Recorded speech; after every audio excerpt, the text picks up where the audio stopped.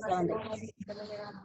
Listo, chicos. Entonces, bueno, comencemos. Listo, entonces recordemos que habíamos visto los tipos de mercados, ¿cierto? Fue el primer tema que vimos hace más o menos, no sé, como un mes y medio o un poco más. Y pues ustedes saben que existen varios tipos de mercados. De hecho, acá no los puse todos, ¿cierto? Acá pues ahí están como los principales. Entonces recordemos, renta fija, que es como todo el tema de bonos de renta fija, valga la redundancia, públicos y también privados. Es decir, hay empresas que emiten bonos para financiar su deuda, una deuda que tengan, o el mismo gobierno para financiar deudas que tengan emiten bonos. En palabras muy fáciles de entender, básicamente tú les das, digamos, tú compras un bono, pagas un nominal, se los das a la empresa o al gobierno y ellos cada mes o cada cierto tiempo estipulado previamente te van a dar un interés y al final, digamos, de toda la deuda o digamos, de la emisión de ese bono, luego te dan el nominal, que es como el pago total de esa deuda. Entonces, básicamente es como si el gobierno o una empresa tuviera una deuda contigo y te la está pagando por intereses, ¿ok? En renta variable, ¿qué tenemos? Tenemos el mercado de acciones. Básicamente es como el mercado de capitales, por decirlo así. Acá estaríamos hablando de renta variable, que es el mercado de acciones, pero también el de divisas. Ustedes ya conocen que hay empresas que emiten acciones que capitalizan, digamos, una partecita muy pequeña digamos que la emiten para que más personas puedan, digamos, ser dueños de esa parte de la empresa, pero son miles de acciones. Entonces, bueno, básicamente, pues digamos que los beneficios en este momento empiezan a ser variables, digamos que el factor riesgo ya se empieza a ver más influido como por el mercado en sí. Luego tenemos el de divisas o el de Forex, que es en el que nosotros operamos. Básicamente se llama Forex así por sus siglas, que es Foreign Exchange Market, y es el más importante y el más transado del mundo. Y bueno, básicamente ustedes ya saben que funciona 24/5 de domingo a viernes. Y los derivados, o futuros también. Los derivados que simplemente son contratos que se hacen con activos subyacentes. Es decir, por ejemplo, yo quiero comprar, yo no sé mañana en cuánto vaya a estar el kilo de trigo o no sé, o el barril de petróleo. Entonces el día de hoy yo voy a hacer un contrato con otra persona para, digamos, estipular ese precio. Entonces, digamos, no sé, pongamos un ejemplo, en dólares, un barril no sé en cuánto esté, no sé la verdad en cuánto esté, por ahí en $50, no tengo ni idea. Pero bueno, supongamos que están en $50, entonces yo voy a hacer un contrato el día de hoy para estipular que mañana, si el precio sube, me lo van a dar en $50. Pero pues también puede pasar que el precio baje, entonces yo voy a perder, ¿cierto? Pero digamos que es un riesgo que muchas personas asumen porque son cantidades muy grandes de materias primas. ¿Listo? Bueno, recordemos los softwares que estábamos manejando. Nosotros manejamos MetaTrader, pero existen muchos más. Está, por ejemplo, para futuros el tema de NinjaTrader, TradingView, que es más como una plataforma para análisis, pero como tal hay muchísimos más. Pero para que lo tengan en cuenta, ya saben que usamos MetaTrader, es muy bueno, es una excelente herramienta para hacer trading. ¿Qué son los brokers? Es simplemente un intermediario que pacta las operaciones entre un vendedor y un comprador. Es decir, yo, Sara, estoy en Colombia, pero no sé, Ricardo está en Venezuela y entonces él va a hacer una operación. Entonces, la única manera en que nosotros como traders podemos interactuar es por medio de un broker. Entonces, ya saben que existen pues todos estos que acá les puse y muchísimos más, muchísimos más. Unos son market makers, otros market makers que regulan el precio un poco, entonces son más manipuladores, pero bueno, en fin, todos estos son brokers. Entonces digamos que ellos son como la razón por la cual en Forex se puede estar transando, porque por ejemplo en China alguien está vendiendo mientras que otra persona en Argentina está comprando el mismo activo, al mismo precio, el mismo volumen. Entonces eso es lo interesante, que digamos que nos conectamos por medio de estos brokers. Listo. Recordemos los time frames son básicamente temporalidades en las que podemos ver el gráfico digamos que esto se creó básicamente para que el trader tuviera como más facilidad a la hora de entrar y mirar el gráfico, ¿cierto? No es como que el precio cada un minuto cierre, no, el precio siempre es constante, sino que de alguna manera lo diseñaron, digamos, para que nosotros lo pudiéramos ver por medio de velas, pero digamos que el precio siempre va a estar, o sea, siempre va a estar en continuidad, solamente que por estos tipos de tiempos, pues de horizontes de tiempos, pues digamos que es más fácil uno ir, bueno, el precio, cómo se movió una vela en una hora, cómo se movió en 15 minutos. Entonces eso nos da como, digamos, un poco más de profundidad a la hora de analizar una gráfica. Entonces, digamos, como dice acá, para tener una información global de lo que ocurre, tenemos que observar la misma información en distintos horizontes temporales o time frames, ¿ok? Ya saben que existen estos, los más usados dependerá, si tú eres un scalper, es decir, alguien que opera en temporalidad, que opera, digamos, pocos pips a un apalancamiento muy grande, pues probablemente te interesen, pues, no sé, temporalidades más pequeñas, ¿cierto? Pero si eres un, no sé, un day trader, te vas a ir como por acá. Y si eres un swing o ya de largo plazo, pues ya vas a querer ver más operar digamos, en estos lapsos. Pero como siempre hemos aprendido, es importante siempre mirar temporalidades grandes, ¿cierto? Temporalidades de un mes, una semana, un día, porque es que ahí está el verdadero valor del precio, ahí es donde realmente hay dinero, ¿cierto? Entonces, cuando nosotros analizamos, de igual forma, así seamos, no sé, day traders o scalp o swing traders, siempre vamos a analizar también en temporalidades más altas, ¿sí? Listo, perfecto. Tipos de órdenes. Las más utilizadas, pues ya sabemos que hay unas órdenes que son de mercado, que son las que básicamente pues ponemos en el momento específico. Es decir, yo hoy veo que el euro dólar está, no sé, a compra, entonces hoy ya mismo le puedo meter una compra, entonces se ejecuta hoy mismo al precio que esté actual, ¿sí? Hay otras órdenes que están pendientes, que son como esas órdenes que digamos yo ya hice un estudio previo, un backtesting y sé que por ejemplo en este punto, en una zona, pues va probablemente el precio a rebotar o a hacer algún movimiento que me pueda favorecer, entonces voy a poner unas órdenes que se ejecutarán, digamos, cuando llegue el precio hasta allá.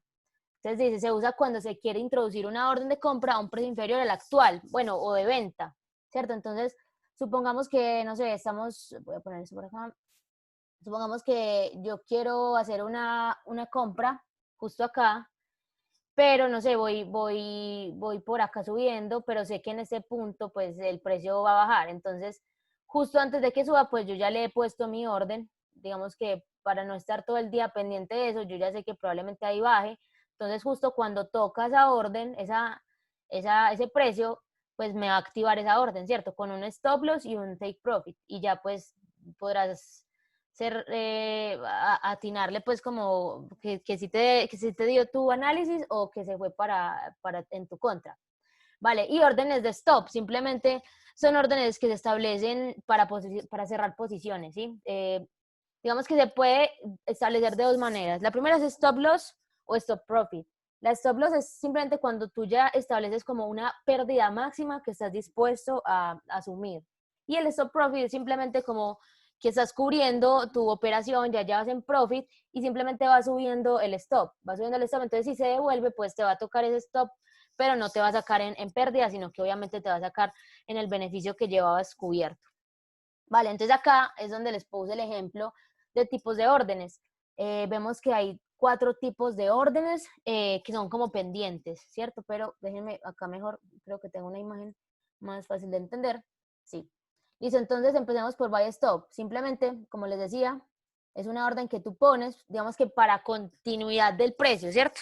Entonces tú sabes que acá el precio probablemente continúe, pero quieres estar seguro que te llegue ahí porque no sé, encontraste que en el pasado fue una zona importante.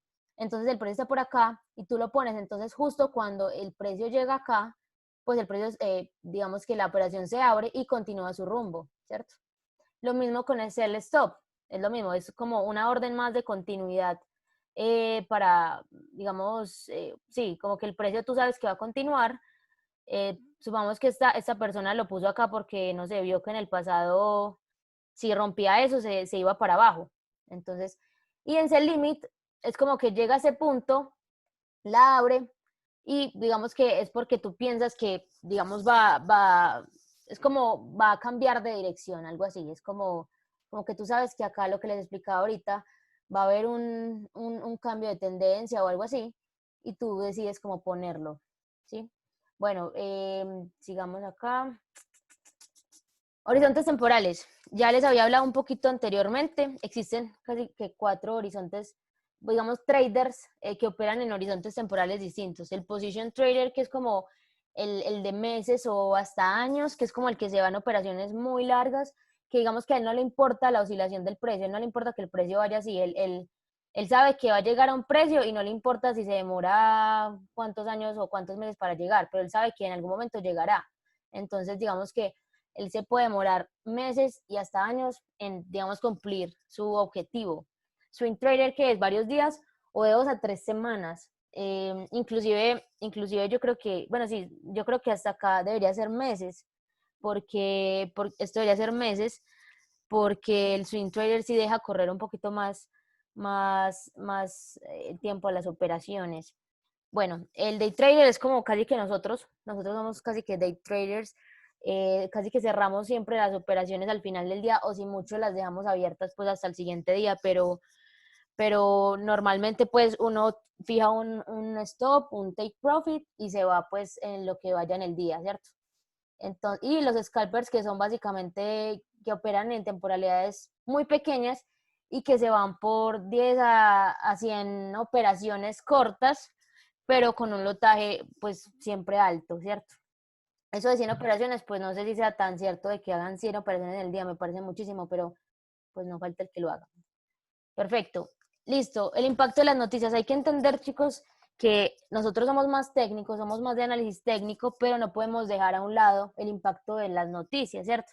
Si tú eres, por ejemplo, un swing, un scalper, pues a ti te va a interesar estar muy pendiente de qué noticias pueden afectar tu trade, ¿cierto? Porque entonces nos abriste una operación con un lote entero y pensabas que te iba para arriba, pero justo un minuto después hubo una noticia de que un terremoto, no sé, cualquier cosa así como rara, y entonces, claro, tu trade se va para el piso y pues obviamente entras en pérdidas. Entonces, a pesar de que nosotros no somos tan, no nos importan tanto las noticias, en el caso en que, pues digamos, hicimos ya un estudio, un backtesting, de que sabemos que este precio va a tocar a un nivel y que luego va a caer y probablemente si se cumpla a pesar de las noticias, pues también es necesario como que nos empecemos a empapar un poco más de eso porque digamos que podemos inclusive mejorar un poco la eficiencia de nuestros trades si tenemos en cuenta las noticias, porque no sé, si tú metieras un trade después de la noticia, después del alboroto que pasó en el mercado, tal vez, no sé, podría llegar más rápido a tu punto de entrada o quién sabe. Entonces es importante como que tengamos en cuenta el impacto de las noticias, sobre todo pues, para los que operan en scalping, que es importante, listo. Y hay básicamente herramientas que nos sirven para analizar esas noticias. Está Investing, que yo la uso, pero sé que hay gente que usa Forex Factory, y es básicamente que ellos te dan como unas estrellitas, ellos te dan como estas estrellitas de acá, y cuando la estrellita tiene, pues son 3 estrellitas, es porque digamos que la noticia va a tener un impacto muy grande en el mercado. Y por acá te dan unos datos, que es como el anterior, digamos que creo que ese es el anterior, el que está como que piensan, la proyección que hicieron, y al final termina siendo el resultado real. Entonces, obviamente, pues, uno se puede guiar como por la proyección que hacen, pero no siempre es así, ¿cierto? No siempre funciona. Y hay que tener también en cuenta que el mercado a veces ha descontado ya esa noticia antes de que ocurra. Es decir, no sé, digamos que la noticia, que el petróleo iba a caer durísimo. Entonces, no sé, que parece muy dado afecta mucho la caída del petróleo, creo que es el CAD, ¿cierto, Daniel? El, el, el dólar canadiense. Sí. Entonces, listo, supongamos que cayó, entonces obviamente eso va a afectar al dólar canadiense muchísimo, pero a veces, inclusive las noticias mismas las descuenta el mercado, entonces cuando suceden, a veces uno ve que no hubo como movimientos, uno es como, pero ¿por qué si era tan importante esa noticia? Y es precisamente porque el mercado ya se había encargado de descontarla anteriormente. Entonces, para que lo tengan en cuenta, que esas son herramientas que nos pueden ser útiles. Listo. tipos de gráficos. Acá ya empezamos a meternos un poco más al análisis técnico. Y bueno, la idea como con esto es empezar a ver que existen tipos de gráficos, que no solamente es el gráfico, digamos que más vemos que es el de velas, sino que por ejemplo, este es como el que yo les decía que es el precio como sin corte, ¿cierto? Como que el precio siempre está ahí. Espérenme, yo cambio este colorcito, amarillito. Listo, entonces que el precio no se interrumpe por nada, ¿cierto? El precio está constante, porque al final eso es lo que hace el precio. Nosotros ya después inventamos otras metodologías que es, bueno, lo primero son las temporalidades de tiempo y aparte las velas, ¿cierto? Como para darnos una orientación un poco más asertiva de lo que es el precio y cómo se está moviendo. Entonces, digamos que este tipo de gráfico se llama gráfico de líneas. Digamos que ahora existe el gráfico de barras, que nos da ya un poquito más de información al mercado. Tenemos ya un punto de entrada y un punto de salida, o sea, es decir, un punto de cierre y un punto de apertura y los máximos y mínimos. Pero digamos que no es como tan bonito, pues, y no sé, hay gente que opera así, pero me parece inclusive un poquito raro, pues como que ya me acostumbré al de velas. Y finalmente tenemos el que todos usamos, que es el de velas. Nos transmite más información que los demás y hay ventajas pues demasiado en esto, que pues digamos que el color, que nos puede mostrar hasta dónde llegó el precio, dónde cerró, las mechas, en fin. Digamos que la manera de visualizarlo es mucho mejor, ¿cierto? Para operar. Entonces ya saben, existen básicamente tres gráficos y nosotros utilizamos más el de velas. Vale, ahora, conceptos básicos. Es importante que cuando empezamos a entrar en el mundo de Forex sepamos que hay, obviamente, divisas, ¿cierto? Y que hay pares de divisas, es decir, no, hay que ver que, digamos que se cotizan de manera, pues como en parejas, ¿cierto? Entonces, vemos que existe como, siempre que vamos a ver como, no sé, un euro dólar o algo así, euro, míralo acá, bueno, euro dólar. Entonces siempre vamos a ver que este par va a ser como la base, este va a ser como el par base y este el par cotizado, ¿cierto? Entonces, ¿por qué se recibe, digamos que este es el par base? Porque digamos que este es como el que se está, como con el que se está comparando, ¿cierto? Entonces, digamos, te dicen que el precio actual es 1.17. Entonces, ¿qué se va a significar esto? Que por cada euro que yo dé, me van a dar 1.17 dólares, ¿cierto? O en otras palabras, que por cada, pues, o sea, que si yo quiero conseguir un dólar, perdón, un dólar no, un euro, entonces yo voy a tener que pagar 1.17 dólares de precio, ¿cierto? Entonces acá, ¿qué podríamos decir? Que, pues obviamente el euro estaría más valorizado que el dólar. Y acá tenemos un ejemplo que les puse. Si por ejemplo ves la cotización euro dólar en 1.1384, significa que cada euro cuesta 1.1384 dólares, lo que les decía. Entonces, digamos que a veces el precio va a estar más barato y a veces va a estar más caro. Entonces, digamos que esto es MetaTrader y acá uno puede empezar a ver en qué precios se cotiza. Y es importante pues saber este tipo de cosas porque digamos que digamos que no todas las divisas tienen como el mismo valor, ¿cierto? Así como el euro dólar siempre vas a ver como que es 1.1, digamos que en otros pares va a ser un poco distinto, ¿cierto? Entonces siempre es bueno saber de dónde vienen y como la combinación que hay. Por ejemplo, en este tema, pares de divisas mayores. Ustedes saben que existen países como tal que son potencias mundiales, como por ejemplo, no sé, Inglaterra, Estados Unidos, pues toda la Unión Europea en general. Y bueno, son países que tienen divisas muy fuertes, entonces la mayoría de esos países pues se transan mucho en su moneda. Entonces, ustedes nunca van a ver, por ejemplo, que nosotros estamos transando, no sé, y comparando el peso colombiano con el dólar, porque es una moneda pues que no influye de manera pues no influye mucho en el mundo, ¿cierto? Entonces, nosotros nunca vamos a estar pues, no falta el que lo haga, pero no es lo común como transar en monedas tan irrelevantes, por decirlo así. Entonces, por ejemplo, van a encontrar, no sé, la libra dólar, la libra Por ejemplo, esta es el franco suizo, perdón, sí, el franco suizo, el dólar australiano, el dólar americano, el dólar neozelandés, el dólar canadiense, el euro y el yen japonés. Entonces, básicamente son como las divisas más importantes, pero pues también ustedes van a darse cuenta que, por ejemplo, cuando uno está analizando, también, no sé, existen otras secundarias que siguen siendo importantes, como por ejemplo el CAD Chief, no sé, es una secundaria, no es como tan relevante, ¿cierto? Listo. Ahora, metámonos en el tema ya más profundo de qué es un PIB. Vamos a ver acá. Vale, ¿qué es un PIB? Entonces, digamos que acá empieza a ser muy, muy interesante el tema de saber esto porque al final nosotros nos vamos a mover por PIBs en la gráfica. O sea, nosotros lo que vamos a querer conseguir y si queremos vivir de esto es saber que la gráfica o digamos todo se mueve a través de pips, ¿cierto? Es básicamente el movimiento más pequeño del mercado que se puede hacer entre dos divisas. Eh, entonces, perdón, es una medida de estandarización que usan como para saber cuánto ha avanzado el precio en una dirección, ¿cierto? Entonces, ¿cómo se calcula? Deben saber que, digamos, la mayoría de pares se calcula a través del cuarto decimal, pero no siempre es así. Por ejemplo, yo sé que el dólar yen, dólar yen, el dólar yen japonés, tienen otra manera, o sea, se calcula desde el segundo decimal si no estoy mal. Entonces, hay que saber como tal este tipo de cosas. Entonces, por ejemplo, se usa el cuarto decimal como la unidad mínima de cambio.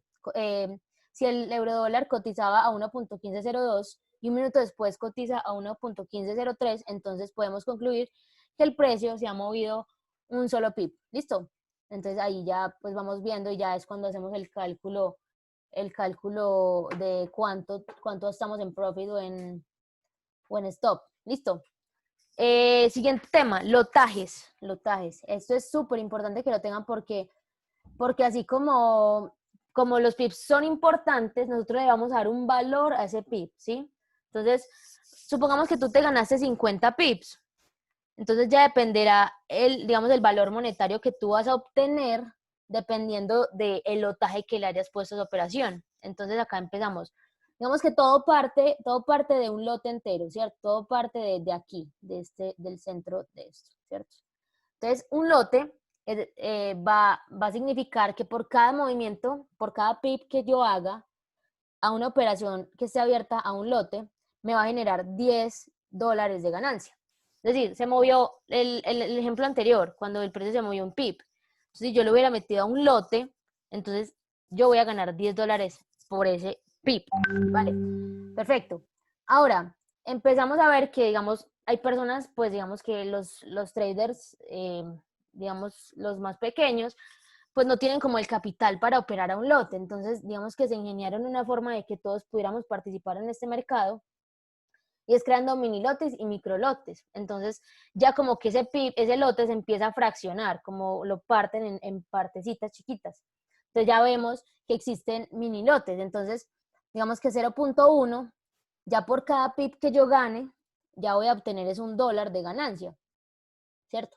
Y bueno, micro lotes, pues voy a obtener 10 centavos por cada pip. Entonces, por eso yo siempre les digo a ustedes, concentrémonos siempre en ganar pips. O sea, luego vendrá el tema de ponerle el precio a ese pip. Luego vendrá el tema de, bueno, si yo opero tantos lotes y tantos pips gano, pues entonces voy a tener ganancias.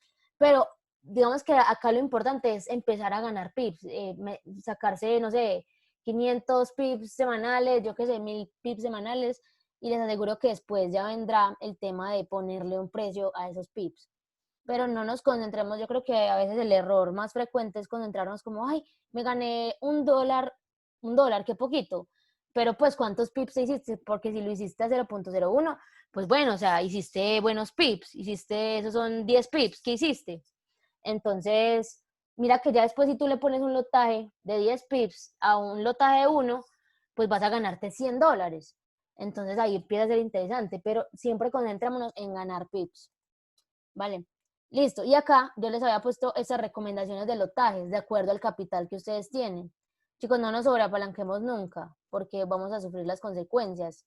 Puede que nos vaya bien en 3 trades, pero les aseguro que si nos sobreapalancamos todo el tiempo, en algún momento vamos a tener pérdidas muy grandes. Entonces, siempre tengamos un buen manejo de nuestro capital, una buena gestión de nuestro riesgo. Si nuestro capital es entre de 100 a 400, no le metamos 0.05 lotes, no se los metan porque, o sea, yo sé que es por el afán de obviamente crecer nuestro capital, pero créanme que al principio, cuando uno está como empezando, pues lo importante es como ganar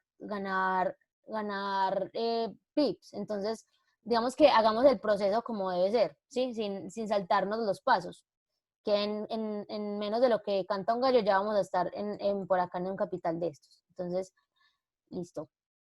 Vale. Listo, entonces acá hay un ejemplo. Imagina que compras un mini lote, 0.1 lotes en euro dólar, y el precio se mueve 50 pips a nuestro favor. Es decir, que sube la cotización. ¿Cuánto habrás ganado? Por ejemplo, no sé, Ricardo, tú me puedes decir esa respuesta, por favor. Entonces recuerda, acá te voy a devolver para que le recordemos. Son tres tipos de lotes. Ahí nos preguntan que ganamos 50 pips a 0.1 lotes. Entonces, ¿cuánto habremos ganado en esta operación de acá? Se ganarían $50. Ajá, perfecto, súper bien. Gracias, Ricardo. Así es. Eh, acá se los puse, $50.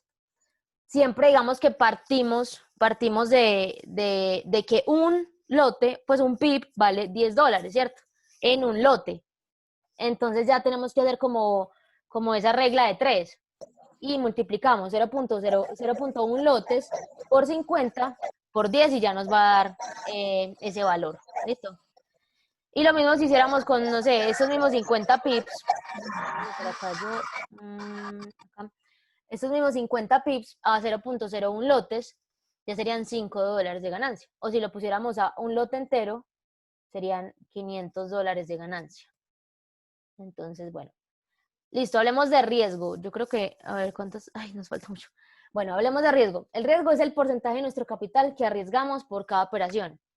Eh, debemos saber que eso es, o sea, el stop loss como tal, como lo conocemos, es nuestro salvavidas. Es como, digamos que el momento en el que yo decido cerrar para no incurrir en pérdidas muy grandes de mi capital.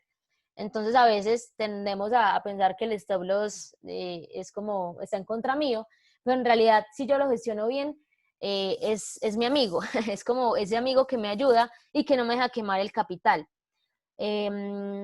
Normalmente el riesgo se fija antes de cada operación y estará en función de los lotes que invirtamos por operación, ¿cierto? No es lo mismo que yo tenga un capital, no sé, supongamos, $1,000, ¿cierto?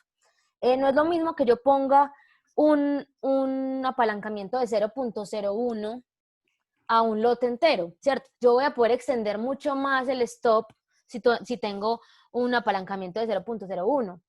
Entonces, fíjense que a veces uno puede jugar con eso, uno puede jugar con el apalancamiento y extender un poquito más el stop, pues como para estar más tranquilos, o por ejemplo en las libras que son tan volátiles que uno a veces los saca un mechazo de esos y luego sigue en la dirección en la que uno iba, entonces uno alarga un poquito más esos stop, entonces ahí es cuando hay que empezar a ver como la gestión de riesgo y saber manejarla. Bueno, en otras palabras, del stop loss o límite de pérdida. Y también hablamos de algo que se llama take profit, que es todo, pues como su nombre le indica, es como tal el beneficio, la toma de beneficios que hacemos por operación. Así como nosotros ponemos un límite de pérdida, también vamos a poner, digamos, un límite para nuestras ganancias, por decirlo así. ¿Por qué? Porque, digamos que ayer Daniel me explicaba que él tenía un plan y que yo le decía, ¿por qué no deja correr más la operación? Y él me decía, no, porque yo tengo un plan, o sea, si yo ya cumplo con, no sé, 200 pips por operación o algo así, pues entonces yo ya, mi plan ya se cumplió, voy a cerrar para respetar mi plan. Entonces es lo mismo, o sea, ponemos un take profit, no solo pues como por el tema del plan, sino porque también sabemos que va a llegar un punto en que el precio ya va a tomar otra dirección.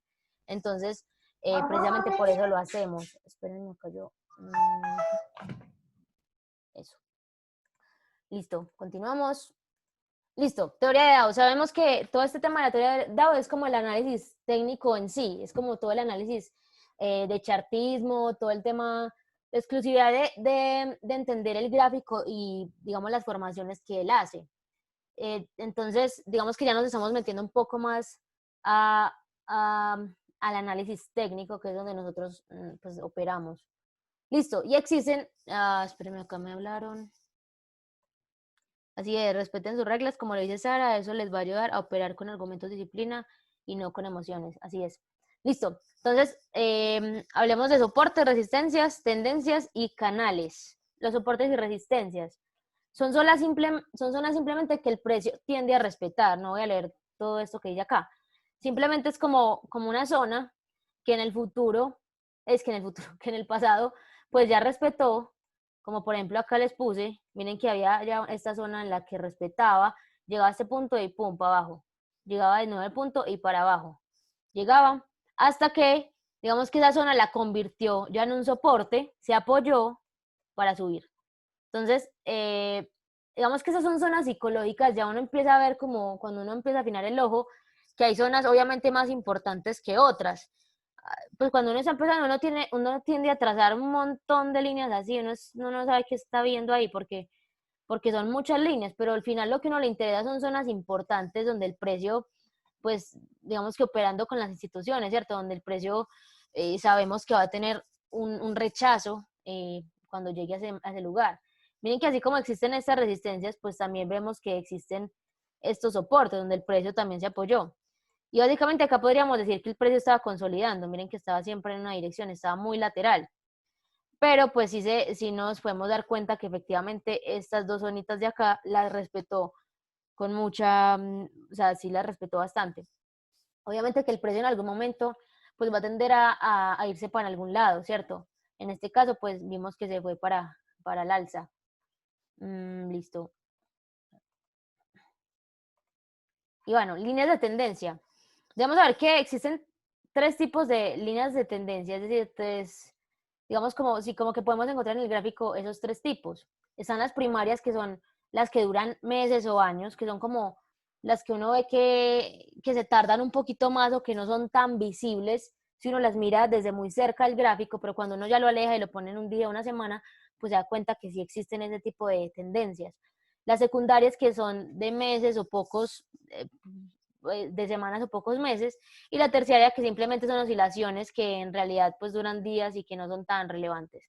Entonces, por ejemplo, acá vemos que esta tendencia, si bien, miren, acá yo les había puesto, esto es básicamente primario, ¿cierto? Duró muchos meses, inclusive como yo creo que más de un año, y miren que sí, pues sí la respetaba. Entonces, hay que saber algo, chicos. Recordemos que las tendencias alcistas o bajistas pues se van a marcar de diferente manera. Entonces, en este caso que estamos en una tendencia bajista, siempre la vamos a marcar por los picos. Siempre los picos van a ser como esas líneas que nosotros tracemos.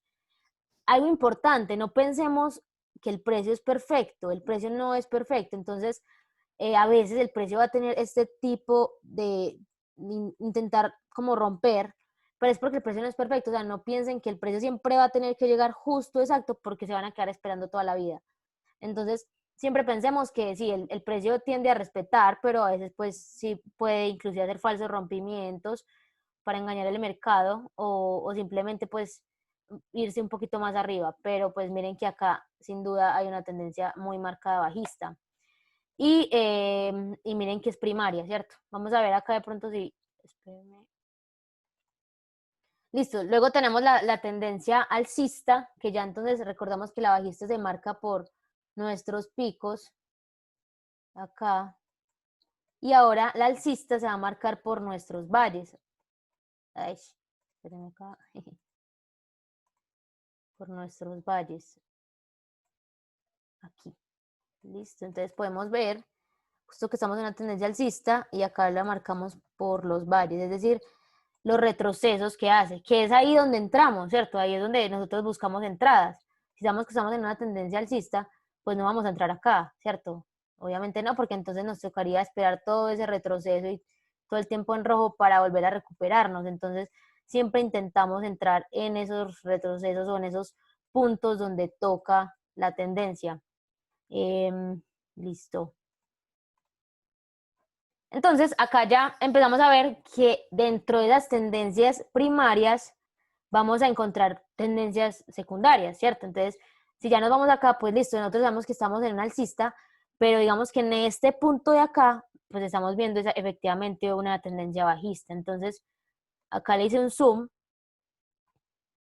si ese es el zoom, listo. Y bueno, ya ven que esto, si lo hiciéramos un poquito más zoom out, vamos a ver que eso estaba así y luego subió. Pero en este momento, pues nosotros podríamos operar una venta, no sé, si vemos que ha tocado, miren que tocó varias veces y respetó, ¿cierto? Hasta que ya se tocó la tendencia primaria, que miren acá la línea, y ya pues sí siguió con su tendencia original. Entonces, ¿qué pasa? Que, digamos, estas tendencias secundarias tienden a ser un poquito más verticales, tienden a ser un poquito más, o sea, no tan, no, como con una pendiente mayor. En este caso no es como tan, no tiene una pendiente tan alta, pero van a haber muchas veces que cuando uno traza pendientes secundarias, de tendencias secundarias, van a ser más inclinadas, entonces el precio no lo resiste tanto. Entonces, por eso es que tienden a romperse con facilidad más que las primarias. Y las terciarias, pues no, simplemente serían oscilaciones que el precio hace. Pues esto básicamente serían casi que tendencias de terciarias, pues como ya el movimiento como tal. Miren que acá habíamos una tendencia bajista, pero miren que, por ejemplo, todo esto acá fue una tendencia mini alcista, ¿cierto? Pero digamos que no nos podemos guiar por esas tendencias porque nosotros operamos digamos, a un time frame un poco más largo. Listo, fases del mercado. Queda un minuto, chicos. Creo que para terminar de una vez y ya no volver como a tocar esos temas, les vuelven a meter al mismo link y seguimos con la clase. Un temita, eso yo la puse a grabar, entonces creo que va a tocar esperar por ahí unos 5 minutos a que cargue para que se vuelvan a meter. Listo, pero bueno, yo les aviso cuando esté cargada la clase.